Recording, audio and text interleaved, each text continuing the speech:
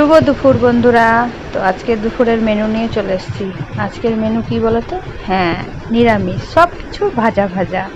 ভাজা ভাজা কেন জানো তো? আজকে হচ্ছে জ্যৈষ্ঠ মাসের সংক্রান্তি, তো মা মনসার পুজো হয়। তো এই দিনে নিম ছেতন দেওয়া হয় দরজায়, মা মনসার পুজো দেওয়া হয়।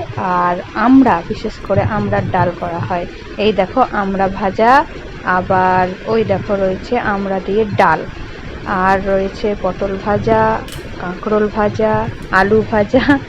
তোমরা বলবে সবই ভাজা ভাজা। হ্যাঁ, আমাদের এখানের প্রায় বাড়িতে আজকে এই ভাজা আর আমরা দিয়ে ডাল হবে।